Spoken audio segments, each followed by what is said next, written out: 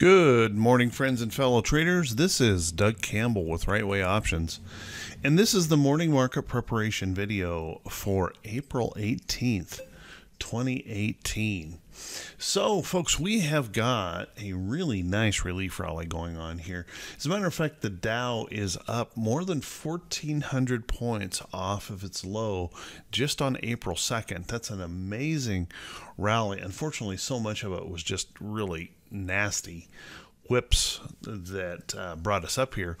But now we're facing some resistance. A beautiful move yesterday, breaking the 50-day moving average on the diamonds, on the SPY, on the Qs, and closing above there. Now the diamonds yesterday kind of suffered a little bit of, we popped and then we just kind of consolidated. Really didn't go anywhere after that. But that's not the case for the SPY. The SPY continued to push a little bit higher yesterday, also closing above its 50-day moving average, as you can see here. The Qs extremely strong yesterday on the back of some really good earnings out of Netflix and other tech type companies pushing up strongly yesterday, and also closing above the 50-day moving average on strength. And even IWM closing strongly yesterday above that 50-day moving average, above some major resistance areas. And we still have to recognize the fact, as good as this is, we still have resistance levels above that we have to deal with. And the diamonds currently is one of the weakest markets right now, suffering a little bit of challenge here as we approach that 25,000 level in the Dow. Now this morning we are gapping up. Futures are showing us higher, almost indicating about 100-point gap higher. That's great, and that's being pushed up by really good earnings reports. But we have to recognize the fact that we are probably approaching that point where some profit takers could step in. So be really careful. Make sure you're buying stocks at or near price support levels. Don't be chasing stocks that are at or near resistance levels, okay? Because as we approach this, a pullback or a consolidation is very likely. Now, that's not to suggest bearishness, okay? That's just to say that a little relaxation, a little profit taking, a little consolidation would not be out of the question. And if you are chasing a stock that is pushing near its resistance, you get almost immediately punished on times like that. When you buy that stock, it will almost immediately pull back with the market. So kind of keep that in mind. Let's take a quick look at the VIX here. The VIX finally showing that sweet relief, volatility dropping off, and we've dropped through this important support level yesterday. That's really nice, bringing us back down into a 15 handle here on the VIX, which is nice. And we could see a little bit of follow through on that today. So a little bit less whippiness in the market, a little bit more assurance for traders to be able to step in and not feel like the next morning is just going to be another whip in the opposite direction. Let's take a look at T2122. T2122, the 4-week new high, new low ratio. You can see how consistent this indicator is. When we reach up here into these upper areas, we hit that bearish reversal zone where we likely see the market pull back. And so as you can see, we are up here in that area where a likely pullback could occur. Now that doesn't mean it has to occur, just that it could occur.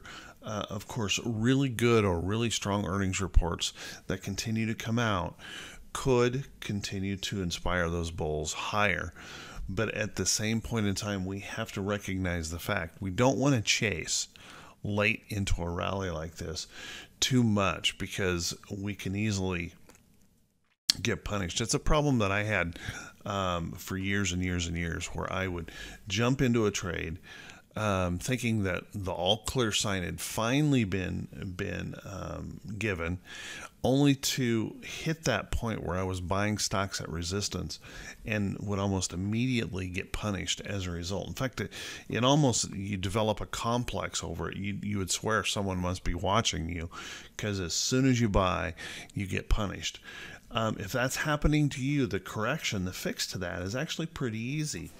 What we have to do is learn to recognize when we're reaching those resistance points, and we want to buy our stocks at or near price support levels. A couple things will almost immediately happen when you do that. Your win-loss ratio will improve, and when you do get stopped out for a loss, your losses will typically be smaller. So be careful. Don't chase stocks into resistance. Buy them when they've pulled back and are reacting to support. Let's take a quick look at the economic calendar here. Couple things on the calendar to make yourself aware of. EIA Petroleum Status Report comes out at 10:30. Now, this is not forecast forward, so there's no consensus look as to what this might be. Last reading, however, this showed a slight increase in supplies. And then we have the Beige Book at 2 o'clock. The only reason this would really move the market is if there's something in that Beige Book that would suggest inflationary pressures are coming into play. And if we start seeing that inflationary pressure start to creep up, obviously the market won't like that, because the FOMC will likely respond with an interest rate increase. If we take a look at here, Mr. Dudley speaks twice today, Fed speaker, and then we have one at 4:15. Other than that, pretty benign day here, not much going on, and not a whole lot in the way of worrying about there. Now, we had a lot of companies reporting today, over 75 companies reporting today, as earnings begin to pick up, and it's going to pick up even more tomorrow, and then next week we are heavily into earnings with hundreds of companies reporting just about every day. So kind of keep that in mind. Second quarter earnings are a lot faster than first quarter earnings. We will speed through them. We'll hit days of 400 or 500 earnings reports all in one day, so we'll speed through them a lot faster this quarter. So keep that in mind. As long as those earnings continue to come in, that's an awesome thing, and we'll continue to show some strength there. All right. Let's take a quick look at a couple of those companies that are reporting, like Morgan Stanley reporting this morning. Looks like it's going to gap up, and that's what we need to see. We need to see those reports continue to come in strong.